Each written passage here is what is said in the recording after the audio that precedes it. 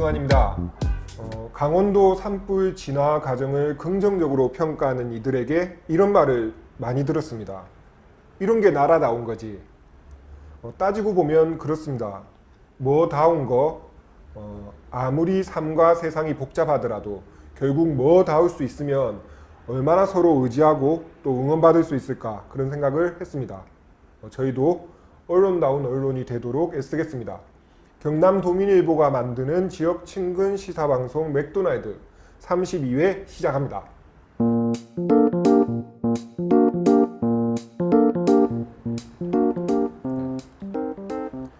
경남도민일보가 고른 뉴스 맥모닝입니다. 오늘은 편집부 이동욱 기자 나왔습니다. 반갑습니다. 반갑습니다. 네, 오늘 준비한 소식은 어떤 소식입니까? 네, 경남 지역 도시재생 뉴딜 사업 현황을 네, 간략하게나마 정리를 해봤습니다. 네. 그래서 제목은 경남 도시재생이 나아갈 길은. 예. 세네요, 제목이. 만만치 않은 내용입니다. 이동욱 기자니까 제가 믿고 따라가고요. 일단 도시재생을 언급하시니까 최근에 밀양과 양산이 생각이 나는데 참 좋은 소식이 있었죠. 네, 밀양시 가곡동 네. 그리고 양상시 북부동 예, 이제 정부가 추진하는 도시재생 뉴딜 사업으로 이제 선정이 됐습니다. 그렇네요. 재생이 그러니까 다시 살린다라는 뜻이니까 일단 그 지역에서는 기대가 당연히 높을 수밖에 없겠고요. 밀양은 어떤 사업으로 선정이 됐습니까? 네, 밀양은 밀양의 문 상상을 펼치다라는 프로젝트입니다. 예, 구체적으로 어떤 내용인가요? 밀양역 광장을 정비하고 네. 교통 편의 시설을 확충하면서 오래된 골목길은 세단장을 하고요. 네. 그래서 거기에 596억 원이 이제 투입된다는 내용입니다. 밀양이면 경남에서 KTX가 가장 먼저 서는 곳이잖아요. 그러니까 관문에 어떤 의미를 뒀을 것 같다라는 생각이 들고, 지역에 워낙 이야기거리가 많은 지역이라서 대략 맥락은 그렇게 이해가 되기는 하거든요. 네네. 양산은 어떤 내용인가요? 양산은 프로그램 제목이 예. 최초에서 최고로 예. 신기한 마을 고고층이라는 제목입니다. 전 솔직히 한 번에 와닿지는 않는데 어떤 내용입니까? 이제 공동체 활성화 이게 예. 좀 핵심인 것 같고요.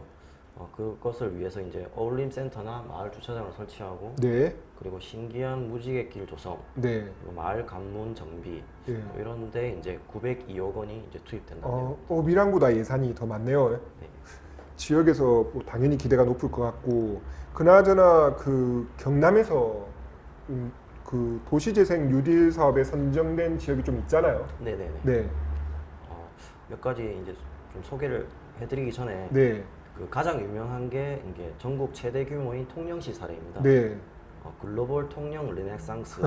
예. 네, 그게 이제 큰 주제인데요. 사업명이 대체로 좀 큽니다. 네네. 예, 어떤 내용인가요? 도남동 옛 신화 SB터가 있습니다. 네. 그 일대에서 문화, 관광, 해양 산업 허브를 조성한다는 게 핵심이고요. 네. 특히 이제 폐조선소 이것을 활용하는 사례라서 전국 첫 사례이거든요.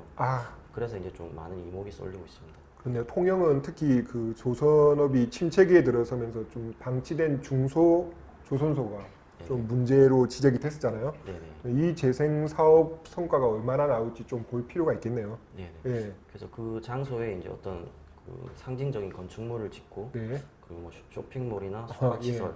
뭐 이런 것 등을 계획해서 사업비만 앞에 소개했던 사례하고는 비교가 안 될 만큼 많은데요. 네. 1조 1,041억 원입니다. 예. 네. 세네요. 네. 예. 이런 얘기 들으면 아까 이제 100억 단위 얘기했는데 조 단위 나온 거 보면은 4대강 사업에 진짜 돈 많이 쓴 것 같다는 생각 딱 드네요. 그렇죠. 네. 하여튼 통영 같은 사업 한 20개 정도 할 수 있다는 얘기잖아요. 그렇습니다. 어휴. 다른 지역은 또 어디가 있나요? 다른 지역도 소개를 해드리면 사천은 바다 마실 네. 삼천포에 빠지다. 예. 이게 삼천포 구황 재생 프로젝트입니다. 예. 여기에는 577억, 네. 그리고 주거지와 골목 상권이 섞여 있는 밀양 내이동 네. 409억, 네. 그리고 1만 4천 피란사리 장승포 휴먼 다큐라는 이제 주제로 한 거제시에는 512억. 네. 네, 이렇게 어마어마한 사업비가 들어가는 계획이 이제 속속 그동안 발표가 됐었습니다. 어쨌든 몇백억은 기본이네요. 네. 우리도 경남도민일보도 재생사업 신청해야 되는 거 아닌가? 저희는 20년 됐는데 가능할지 모르겠네요. 어쨌든 사업도 사업이지만 예산 규모가 진짜 예사롭지 않거든요. 네네. 적게는 수백억, 많게는 아까 조 단위도 있었으니까.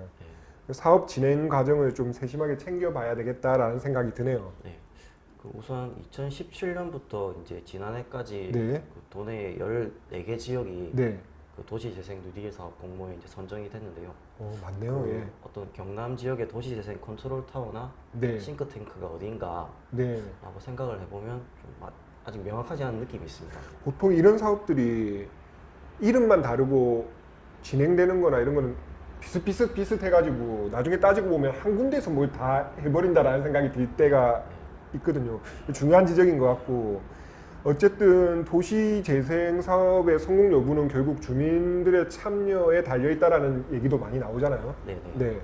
그 도시재생이 또 그리고 막대한 예산이 투입된 데 비해서 좀 당장 실질적인 효과가 안 나타나서 보통 벽화로 네. 네, 가장 눈에 띄는 게 벽화라 네. 그런 농담 섞인 말도 하는데 그 민간이 좀 각별한 협력책을 모색해야 된다 그런 지적이 좀 나오고 맞습니다. 있습니다. 따로 놀면 진짜 표 안 나더라고요.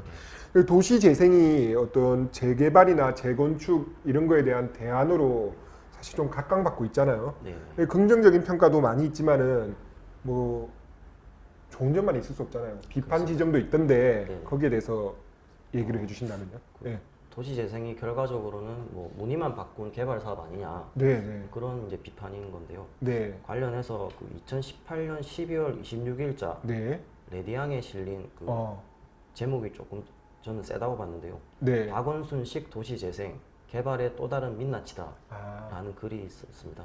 도시 재생이라는 사업을 내걸고 있지만은 이건 또 어떤 개발의 다른 네네네. 예, 그런 방식 아니냐라는 지적인 것 같은데 누가 쓰신 글인가요? 그 최인기 빈민해방실천연대 수석 부위원장이 쓴 글이었습니다. 이거 한번 찾아봐야 되겠네요. 네, 한 번쯤 읽어보시면 좋을 것 같아요. 네, 이게 지금 한 지역도 아니고 여러 지역에 아주 큰 규모로 진행되는 동시다발적인 네네. 어떤 사업인 만큼 네. 앞으로도 좀 사업마다 이렇게 한 번씩 챙겨볼 필요가 있다라는 생각이 드네요. 네, 맞습니다. 알겠습니다. 지금까지 경남도민일보 편집부의 이동욱 기자였습니다. 고맙습니다. 고맙습니다.